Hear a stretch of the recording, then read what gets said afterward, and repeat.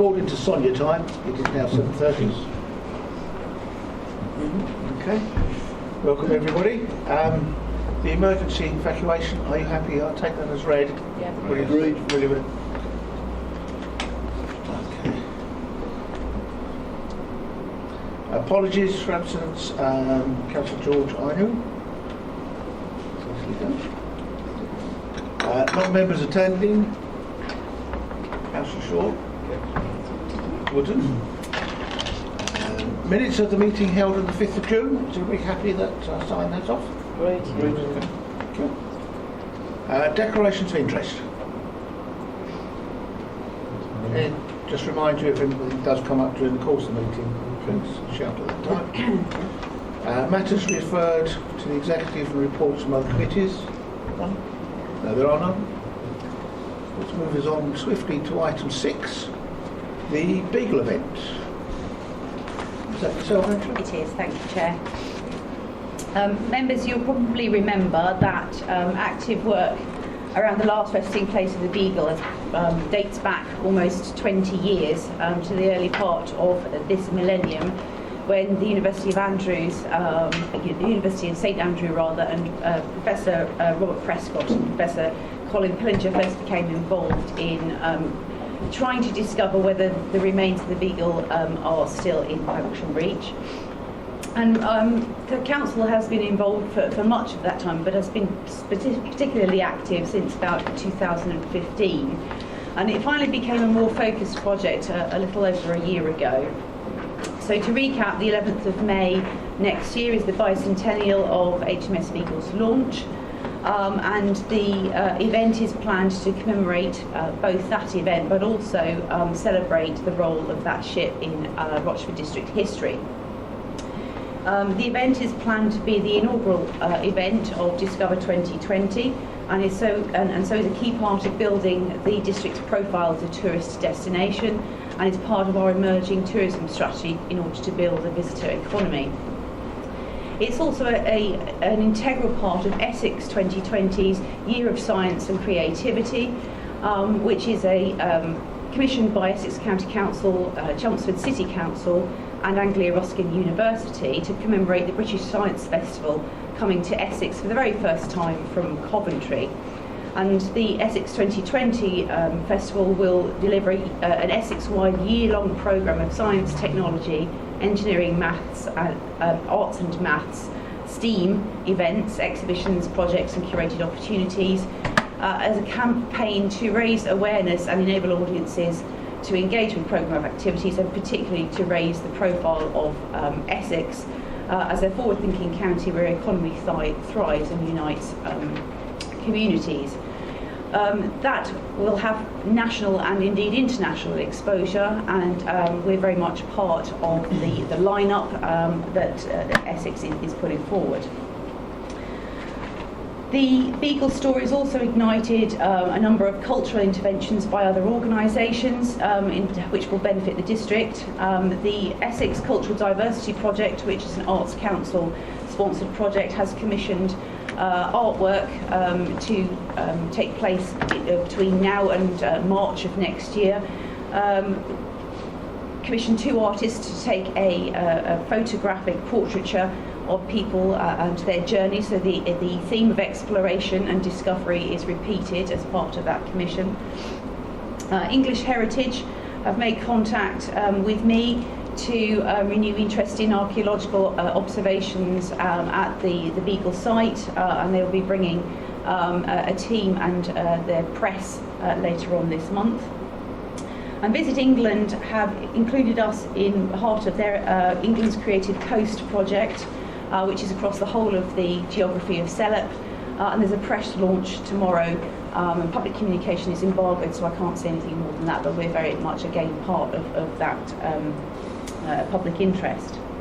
So there's no doubt that Beagle story has created a lot of interest, and it's no doubt that this event will probably be one of the biggest that we've ever put on.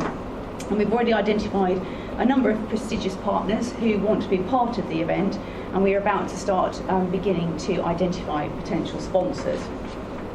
Logistics are sketched out with a view to putting in place a final draft event management plan by October, and that's with a view to, just lost my thread,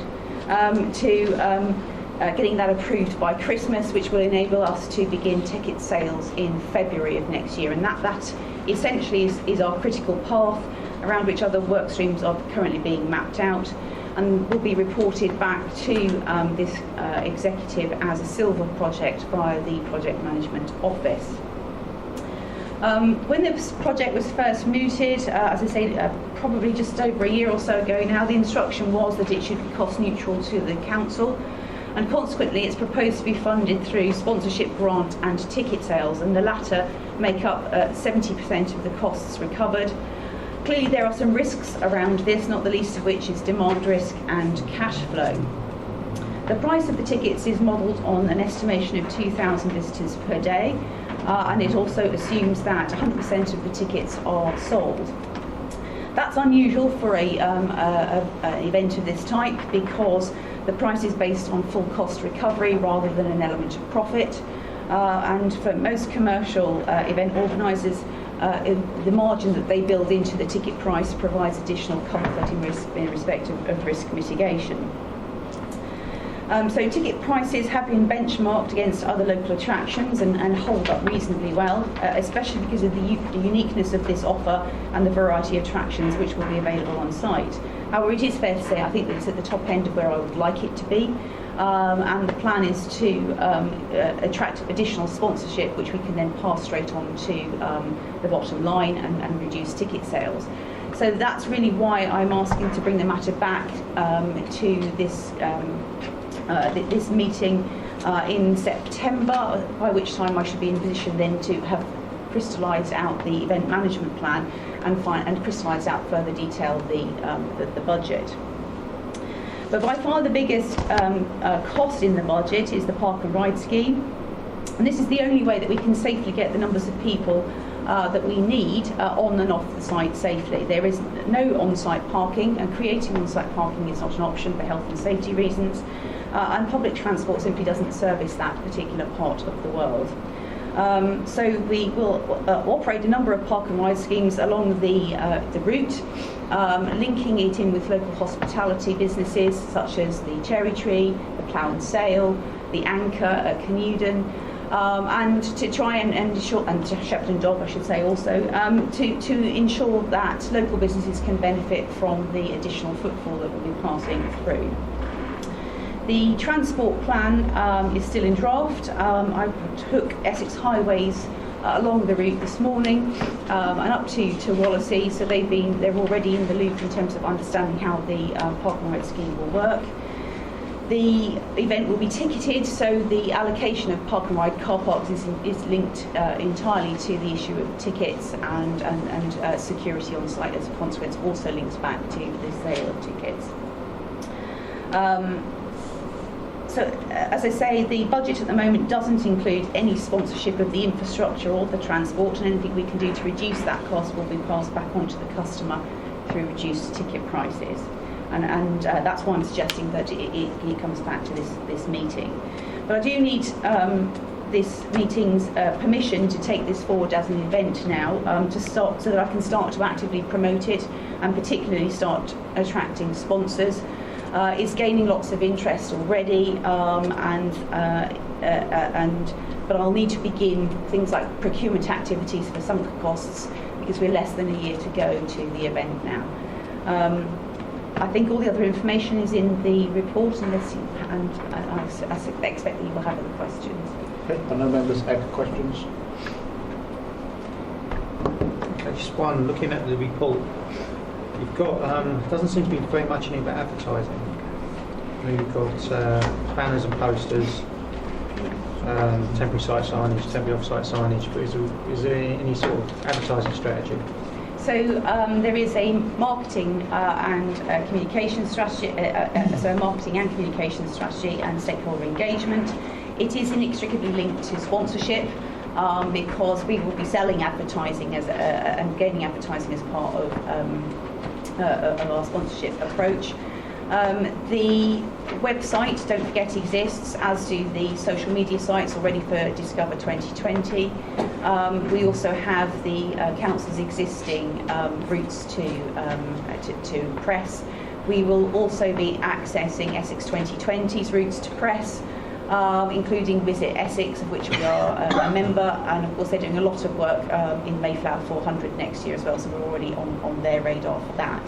So we are looking to piggyback other people's routes to audience, but there is some budget because Greater Anglia, who are a transport partner with us, have said that they will give over the poster space on the platforms essentially between Rochford and Rayleigh. And we're going to ask local schools to design a poster competition, which will then be on the winners of which will be on the platforms, and then those posters will also then be capable of being displayed in other public places too. Councillor Ward. Thank you, Chairman.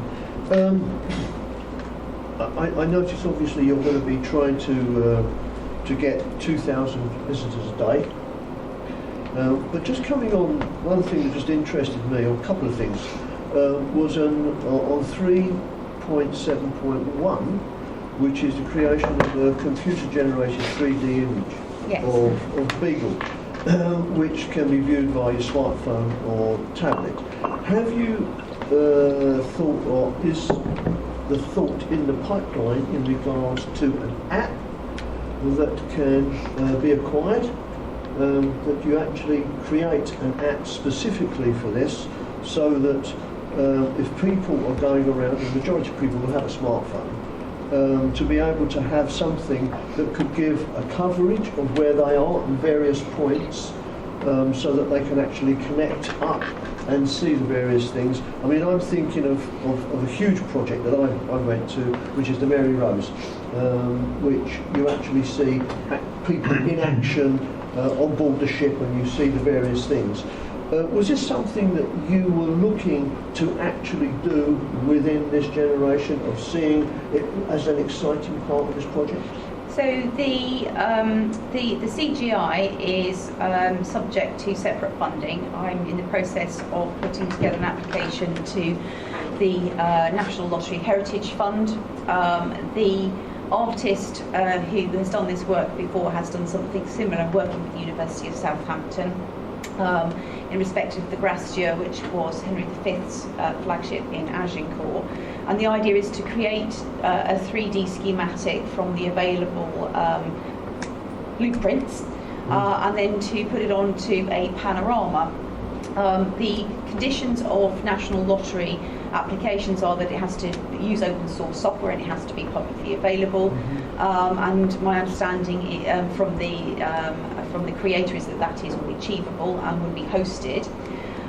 We are hoping that, subject to again additional sponsorship, that we can embed some a QR code in the observation point at the sea wall, so that you'll be able to pick it up from your smartphone there and then, because its proximity to Foulness means that actually, ironically enough, the mobile connection is pretty strong, so you will be able to pick it up straight away. The links, otherwise, it's essentially YouTube. So it can be sourced from anywhere. So you can be sitting on your sofa at home and look at it, or you can access it directly from the observation platform. And again, it's there also as to enable people with restricted mobility who perhaps can't make it to the observation points to still be able to envisage what the ship would have looked like. We'll have it on display on the main event site too, so that people can really appreciate the detail of the 3D computer-generated imagery. May I ask one further question? Thank you, Chairman. There's an interesting thing where you're talking about car park and the observation platform. I was a little bit confused with that, in as much it was saying that the car park will be on several levels, or have I got that completely wrong? No, so as part of the capital works that were approved back in December of last year, the council is making a grant to RSPB to install the viewing platform or the observation point, and a new car park and a culvert which will allow people to access the car park. These are lasting legacy assets which will stay on the island, and which is why the important thing about having the CGI is that, again, it's legacy. It continues after the event is finished. The car park on site will be essentially used for our event space as part of the Beagle event rather than for car parking. But after the event is packed up and moved on, that car parking will remain and people will be able to continue to access it. And I take it what you're saying about the tickets. I was just curious about the tickets. How does that work? So is it you buy your ticket and then you park, or can anyone just wander on? No, absolutely. Access will only be via a ticket. We are going to subscribe to Eventbrite professional package. When you choose to buy a ticket, you will have a drop-down menu which allows you to decide which car park you would like to travel from, and that will time out when it's reached its actual allocation, and it will tell you what time you need to be there. The information that application brings, it can be accessed digitally, which means that volunteers and on site will be able to pick up that information from a smartphone or from an iPad, so people will be able to QR code in, and wristbands can be produced then. So everybody will have a wristband, and that wristband essentially will act as their ticket. And that wristband will tell you which bus you are on, what your car park you are at, and what time your return journey is. Okay, so it has to be literally, you have different times because you cannot take that amount of people. That's right. Okay. So from an event management perspective, we will know where anybody is at any particular point in that journey. Councillor Smith. I've seen the evolution of this project, but to be blunt, I just don't get it. I just don't get it as a successful project. I can see some of the individual things have got some value, and viewing the platform at Wallasey, that would be useful, and a better car park, that would be useful. But I just don't see this as a viable project. I think ticket sales of £2,000, 2,000 people a day are just pie in the sky. To have a working capital of 50,000 and then an underwrite of 50,000 on top of that, I can see this event costing us a great deal of money. I understand about the heritage and so on, but I've talked to quite a lot of people, and to perhaps it's sad, but for I think most of the district, a beagle is a dog. They don't know it. They don't know about the beagle. It doesn't mean anything to them. It's not been part of our heritage. Yes, we'd like to raise the profile to make it part of our heritage, but it doesn't mean anything to people. I just don't see the appeal in what is presented to children at all. And I hear some of the innovative uses of technology and so on, but they don't strike me as captivating activities. I just don't feel at this moment in time it is safe to allocate that amount of money to cover this project, because I'm not convinced that the proposal that I'm seeing in front of me is one that would be successful. Clearly, if there are lots of commercial organisations that sign up to this and money comes flooding in, then I'll quite readily eat humble pie. But I'm just not getting this, and I can't see it being successful.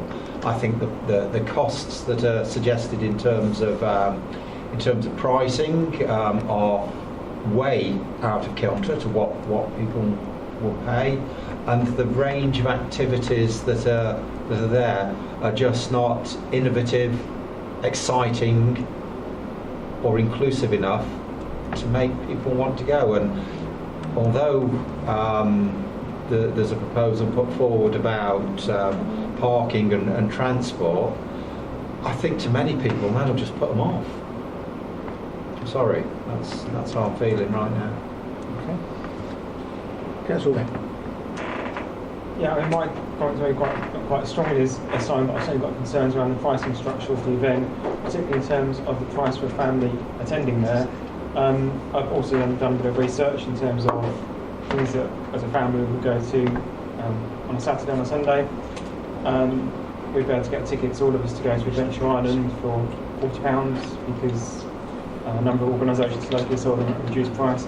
We could go to base jump, 2 hours for the kids, £30. All those things are established projects that we know what we'd be getting. We know that the kids will get some account of it. We'd be willing to pay up to that sort of figure. But for an untested event that we've never heard of before, we've never been there before, apart from once maybe to see a few birds, and that wasn't very successful, to be honest. To ask a family to put up £36 aside to go to somewhere that you normally get into for free, I think that's going to be a real sticking point for a number of families, and that's a key demographic that we want to be getting to this event. We look at Wild Woods Day, and that's a free event, but we get maximum 1,500, 2,000 people on one day, and we think of how difficult that has been to actually try and increase the costs around that event, and yet here we're going to be charging families £36 potentially. I just don't think we're going to get the ticket sales that we're looking for unless we can seriously look at the pricing structure, because families don't have that level of disposable income, and they certainly won't be prepared to spend it on an event that's in its first year, because there's not been a chance to build a legacy. I know it's a one-off event, but that in itself is a risk factor. So yeah, I'm going to ask that we look maybe at the costings again, because I don't want this to fail, but I can't see a shift in that volume of tickets with this current pricing structure. Did you want to come back on that? So, just to be clear, the mandate I was given was to make it full cost recovery. So the 50k is not 50k and 50k. It's a 50k working capital which allows me to deliver the project and recover it as part of the sales and grant, etc. So the risk is one of cash flow, and it is demand risk. That's why I've suggested that there is a break point in September, October, to establish how well we've done. I take entirely the point that this is a unique and therefore untested, but the people that I've spoken to like that because it is something different. We are specifically curating things for small people to do. There is stuff that is educative, there is stuff that is outdoors, there is stuff that is fun, there is stuff that is interactive. But we're also looking to target the local historian and the academic as well. So we're looking to make this an authentic experience and not to trivialise it in any way. So we have to kind of to try and strike that balance. Because, as I say, we are looking to be part of the British Science Festival, so it is not just a family fun day. It is serving that educational purpose as well. At the end of the day, members, it is entirely a matter for you whether you decide you wish to support this project. The challenge in scaling it down is that the park and ride aspect of it is, as I said earlier, the single biggest cost contributor. So the balance is about getting the right amount of attractions on site that will keep people engaged and attractive for a period of time that they're there, and give them both value for money and value for time. We're hoping to use the park and ride as part of the experience, so volunteers will be trained to give guided tours on the buses to engage with the passengers and to encourage them to look out of the window and give them a miniature tour of the district as they go along, and to create a sort of games party festival feel. The challenge, the sort of the catch-22 that I have is that although I have collected together a number of people who are very interested in supporting this and will who will want to promote and be associated with it. I can't actually sign them up until the council gives me the green light to do so. Councillor Ward, come back. Yes, thank you very much, Jim. I mean, I have no idea what the price is, and I didn't see it actually in this report. It's in the confidential appendix. It's in an appendix, which I don't have. Okay. Yeah, I don't have that. So, what is that price then? So the Councillor. You're talking about engaging, say little people, I say children. Is there anything we can do to go into the schools? Is there? I've been approached by a couple of PTA representatives who are interested. I've certainly said that in terms of engaging them as part of the poster competition, that's an easy one that we can do fairly early on.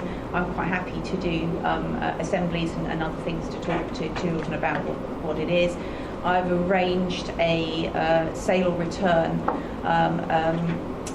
arrangement with a publisher of children's books which explains the story of the Beagle and the role of and Charles Darwin. The Sedgwick Museum in Cambridge have a whole series of educative interpretation which is designed specifically for children, teaching them about the story of the Beagle and the geological finds that Darwin found in her third and fourth expeditions. I'll just come back to that. Well, you've got your pricing structure. It might be worth maybe putting something through the school up to a few months beforehand, and you can do some sort of discount, and you've got people coming. This is the critical path. Is the event management plan. So if that event management plan is signed off in December, then I'll be doing a launch in February.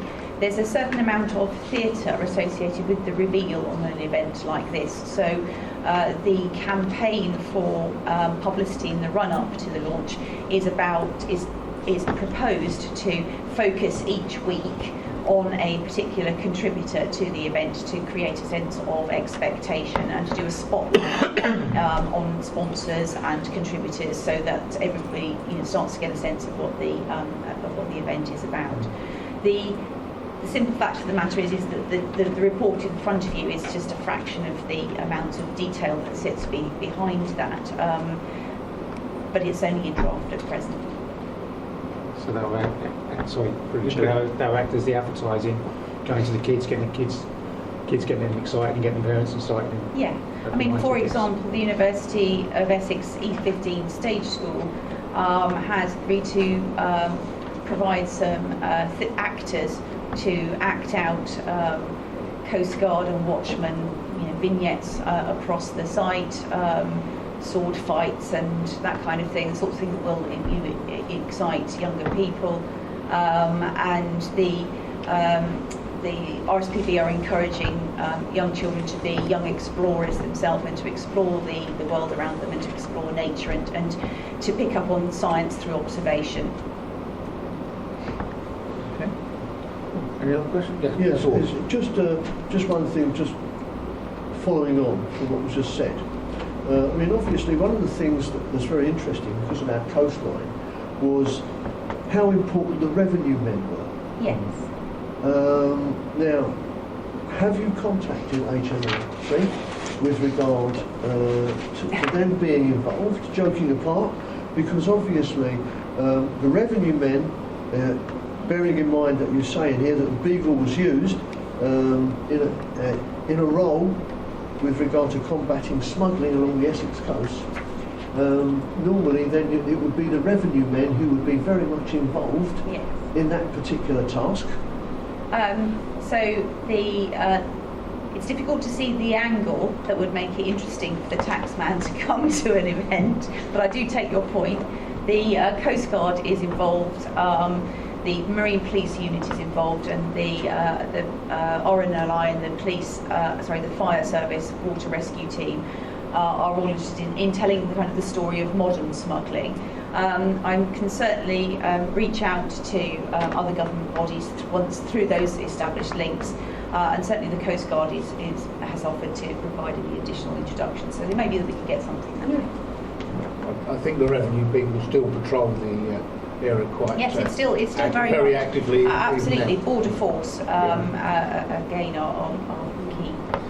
It's just a different type of smuggling Yes, absolutely. as to the brand it would have been in those days. Yes. That's Smith. I've made my views clear. I mean, if there is a will to move forward with this, I would say at this point, I don't think I'd be prepared to support more than 25,000 in working capital, and then dependent on the progress, then I think it was October you mentioned as the next date. See that as a next possible release point, but I do think at this point, with what's in front of us, with the feeling that I've got about the project, I'd be comfortable in any way with releasing 50 of working capital. So are you making that a proposal?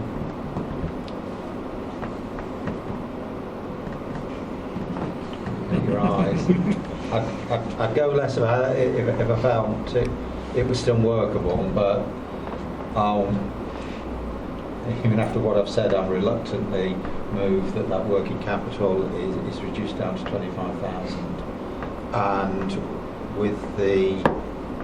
and at this moment in time, the underwrite be 25,000 as well, subject to review at next presentation. I also need a second of that. A second actually. Sorry, I was seconding it. Okay, right, okay. Sorry, just like to ask Angela. At the moment, we are committed to 50,000. So that is capital, and that is money that was commissioned, set aside probably 2 financial years ago. Right. Certainly last financial year, it's been rolled forward to this year. So that is separate. So the budget for this event is 50,000, so I'm just looking for drawdown up to that amount. But I take Councillor Simon Smith's comments, keenly. The simple fact of the matter is I wouldn't be drawing down, because the lion's share is in ticket sales. I wouldn't be drawing down. The amount of committed cost would be significantly less than the 50,000 in the immediate term anyway. I have concerns regarding the amount of ticket sales. If this could be done at no cost to the families, and it was paid for by businesses and like, what's the chance of that? Do you think? We would be a total cost of somewhere in the region of £34,000. That's what it would cost us in total. That's the amount that's raised from ticket sales, yeah. That's. If we agree to the 25, does that enable you to carry on We certainly will enable me to get to September, October. and for us to review it at that Yes. particular point? Okay. Is there any other questions, members? Okay. In that case, then I'll have to take the recommendations one by one. Item 1.1, designate the Beagle event as a silver project, reported through the Council's Project Programme Management Office. Are we agreeing to that? Yeah. Okay. And item 1.2, to approve the drawdown of 25,000 from earmarked reserves to provide a working capital budget for the Beagle event in accordance with the budget and funding plan set out in confidential Appendix A. Is everybody happy with that? To underwrite the costs of the event of up to 25,000 if these cannot be fully recovered from the project income streams from ticket sales and sponsorship. Is everybody happy with that?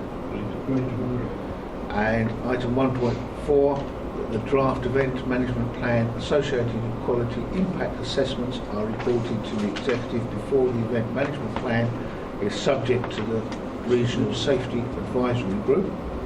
Are you happy with that? Yeah. Okay, I think that covers that. If we could just add, obviously September, October Yes. is when we're looking to review. And I've set out, I'm still to be convinced, and I see September, October, not just as a staging post, but as a proper review of how the project is likely to succeed or not. So I just felt it's fair to say that at this point in time. Are you happy with that? That's for you, Chair. Yeah, thank you. Just as a slight side issue, I would like to perhaps see some publicity to our residents around this. I've visited, particularly around Wakering, Barling and Foulness, a considerable number of properties, and the amount of claims that I've come across to people having lumps of the beagle in their kitchens and in their lounges and things.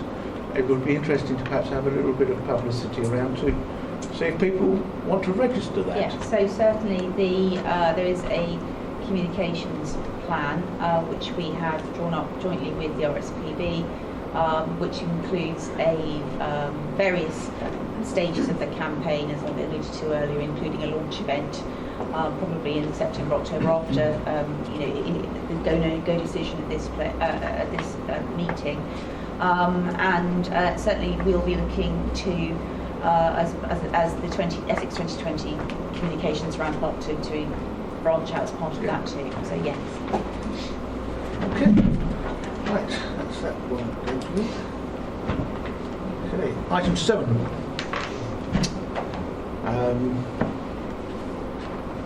Report from the Assistant Director Assets and Commercial with regards to the leisure cultural strategy.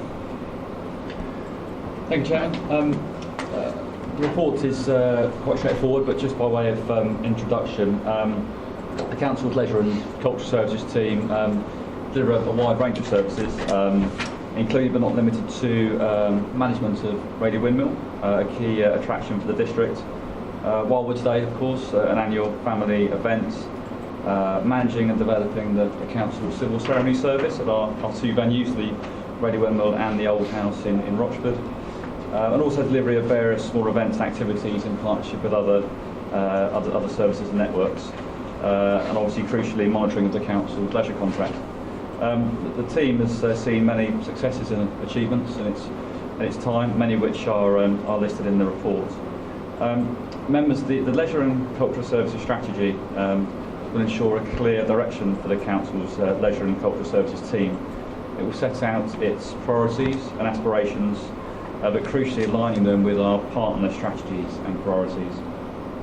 The strategy itself, it seeks to be aspirational, ambitious and innovative. We're looking to maximise opportunities and also facilitate effective collaborative working. It has a clear vision for that collaborative and aspirational approach to support people of all ages to lead an active and healthy lifestyle across our district.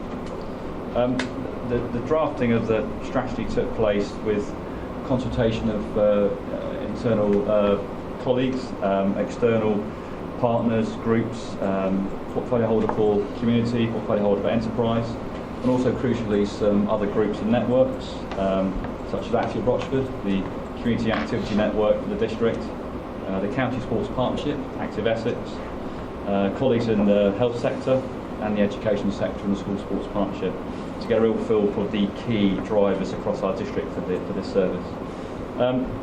The work completed through that identified some of the key strengths and challenges that the service needs to overcome, resulting in four priorities as set out in the strategy.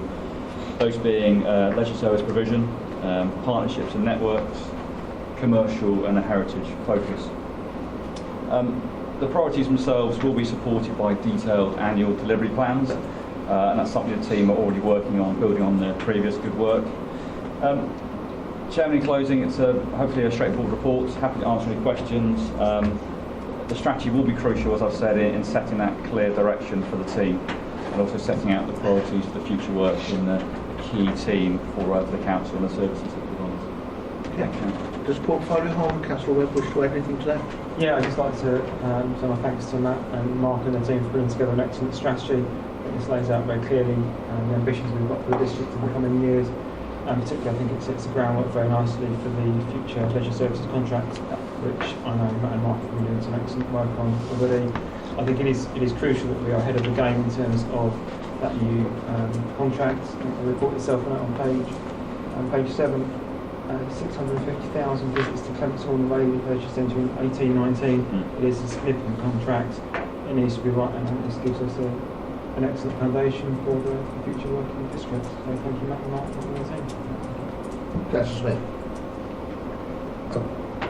I'd like to endorse the comments of Councillor Webb. I think the strategy does exactly what it needs to do. It sets out where we want to go, and as you say, it's the early steps of our thoughts about the new leisure contract.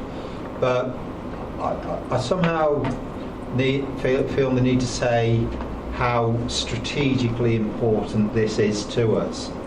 Because aside of the bin contract, that figure on page 7.10 of 650,000 visits to Clements Hall gives an indication of how many people across our district and further afield this is going to influence. I mean, obviously there's multiple visits in there. But when you're talking of those sorts of numbers, clearly this is going to have an impact in so many families, in so many homes, in so many different ways. And we need to view this not as an important administrative exercise that we're doing.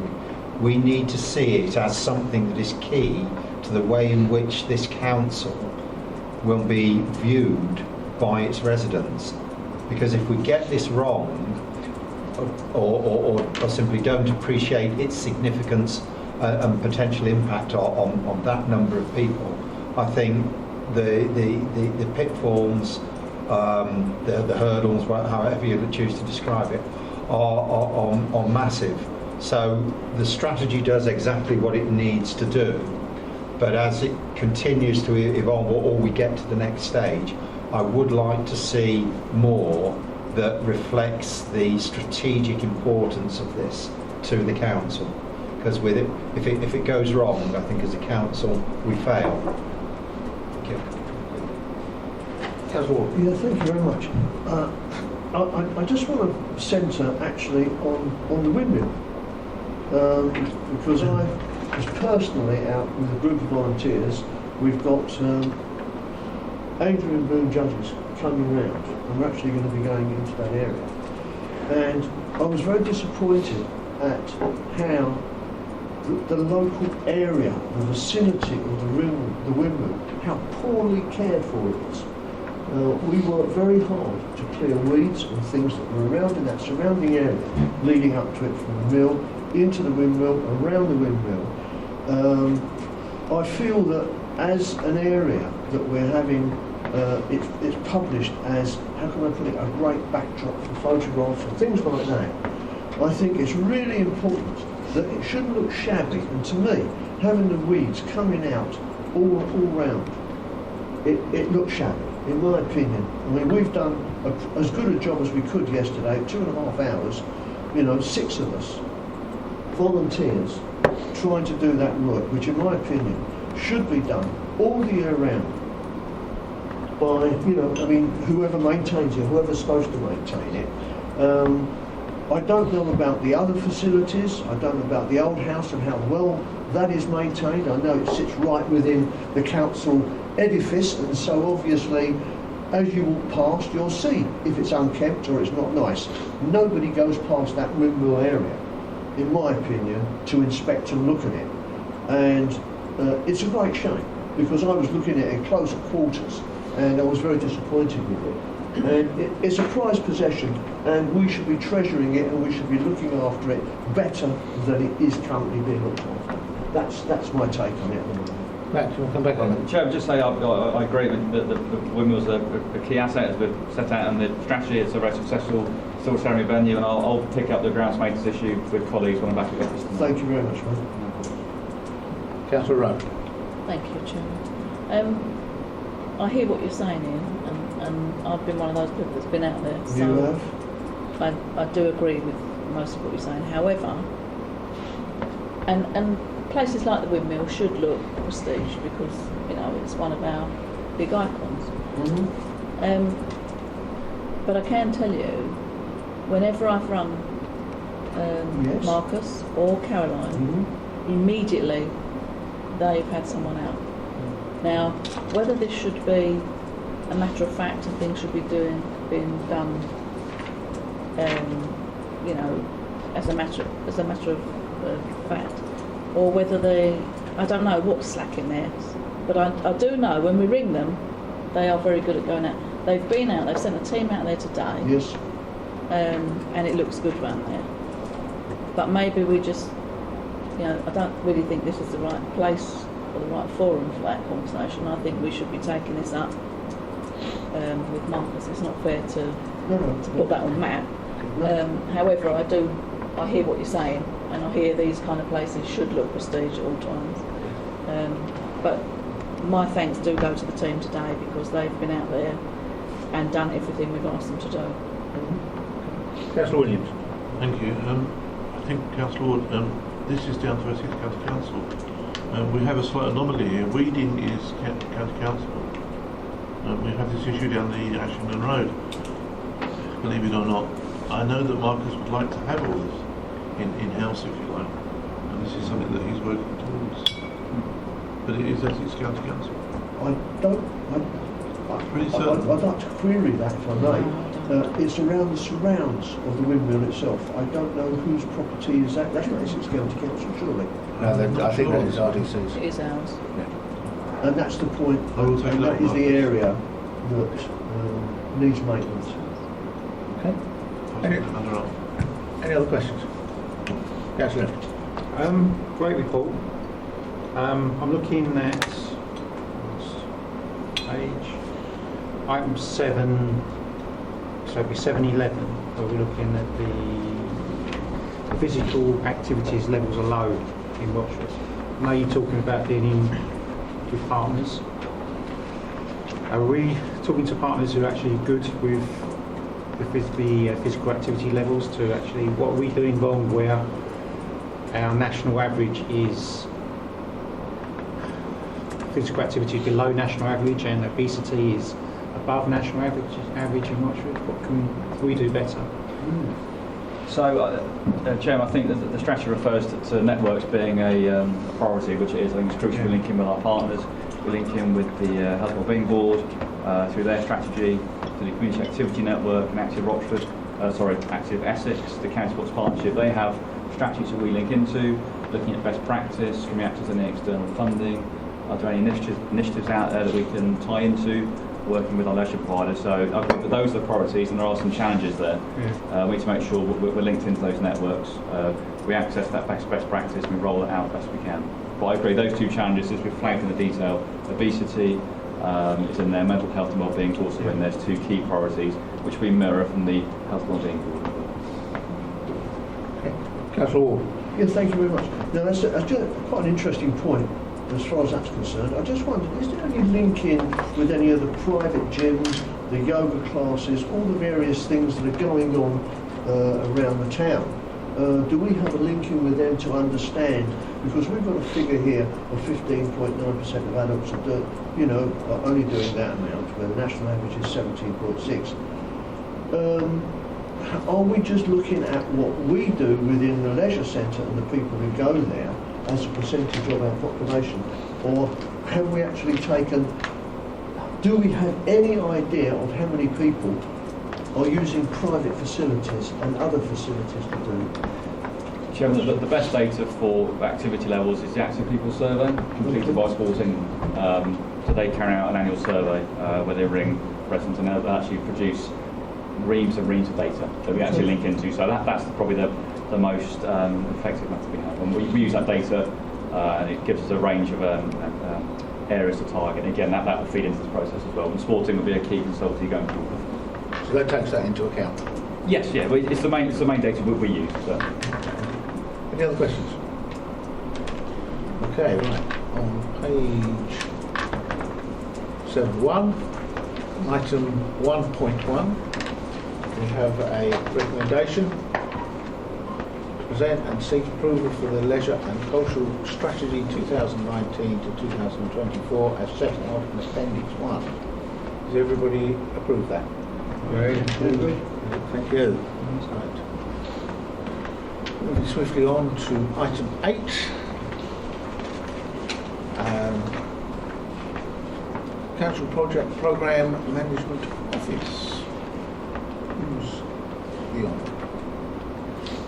Chair, I think the report is self-explanatory, but colleagues to my left, to my right, are here if members have any questions. Sorry, I can't hear you. Sorry, I apologise. I think the report is self-explanatory, but colleagues to my left and my right are here if members have any questions. Councillor Webb. Thank you. I'd just like to draw members' attention to 8.7 if I can. Is that page number 8? No. Hasn't really got Page 8.7, it's in the Yeah, what item is it? the policy document. The second line down, milestone change, eliminate use of B&B. All right, yes. Just like to draw members' attention to that if I can. We know Louise and her team are doing some excellent work around this and reducing the number of families in B&B. I think it's just worth recognising that we've now only got 5 households in B&B in July. That's an 81% reduction in numbers since June 2017. I think that's a phenomenal achievement for our housing team. You think where we were in 2017, and we're now down to 5. So I'd just like to thank Louise and the team for that excellent work. And that's a significant benefit to our residents, so thank you for all you've done. In talking to a number of other councils, as I did over at the LGA, they are very jealous of our figures. So very well done, very well done. Can't praise you enough. Okay, any other questions?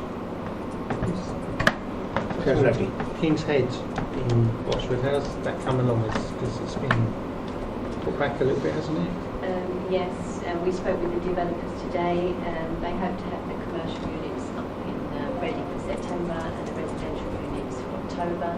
The reason for the delay is because they've had to have a 3-phase power supply to the site, and there's been significant dependencies on UKPN as a result, which has delayed everything.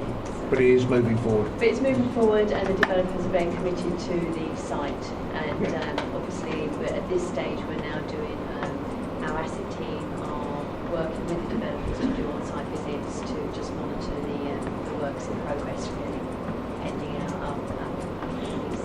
I must admit, from the square side, when you look at the building, it doesn't look as if much is happening. No, it's all happening. It's still looking a bit scruffy and what have you. So it would be nice to see perhaps them deal with some of that, so we can see something happening. I mean, we've seen their work schedule. It's appropriate for what they need to do at the moment. It's all happening internally. I think when we do see things happening externally, it happens quite quickly. But unfortunately, timescales have been put back because of that. It's the odd boarded up window and things. It still looks a bit derelict. Councillor Ward. Yeah, thank you very much, Chairman. It's just, I guess, is it hoped that by the end of this year, where we've got various houses that are being built coming forward and the allocations that will come forward in regards to, how can I put it, for use as far as our own people are concerned, with the churn going on where we can move people out of B&B and move them into the temporary accommodation, and then those in temporary accommodation actually coming into the housing that's maybe taken over from Chelmer Housing and Rochford Housing. Those, do we anticipate that we can clear that B&B list by the end of the year? Well, it's our aspiration, but I can't say that we will ever. I mean, it's our aspiration that we would get to 0 B&B. That's our target as a project. But there are a lot of unknowns, isn't it? At the moment, we're just working to sustain the level that we've got. But we have to understand that you can get 0 B&B, but you'll still have a constant supply of people in temporary accommodation, and that remains on average about 70 to 80 households. And only on average 6 people are being rehoused from the vegetables. So it's not, I mean, that's one target, but there's obviously lots of other targets in this project. So we do aspire to a zero. At the moment, we've reduced significantly the amount of time that people are staying in B&B, and so the turnaround is vastly improved. So, and with the King's Head coming on board in October, of course, it would be, our aspiration for zero. Okay. Councillor Smith. I'll just refer to one project in our ward which has helped towards this strategy, and that was working with one of our partners, the conversion of Francis Cotty Lodge. When that was proposed, the outcry was huge.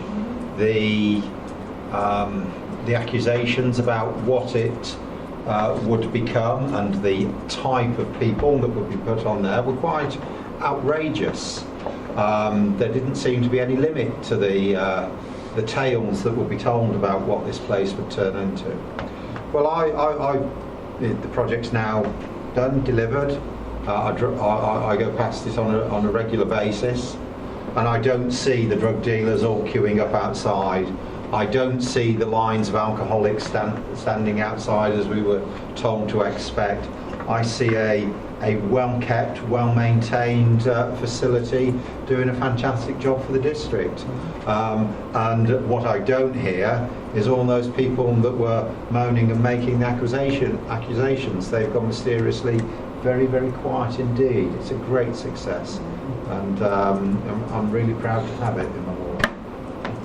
I think everybody should be congratulated on that. Absolutely. We did take the flak on it. Yes. Okay, any other questions? Councillor One more. Where we've got the change control record of homelessness, that one there, where you've got the first one where we've got new posts now on 2-year fixed contract. They're working well.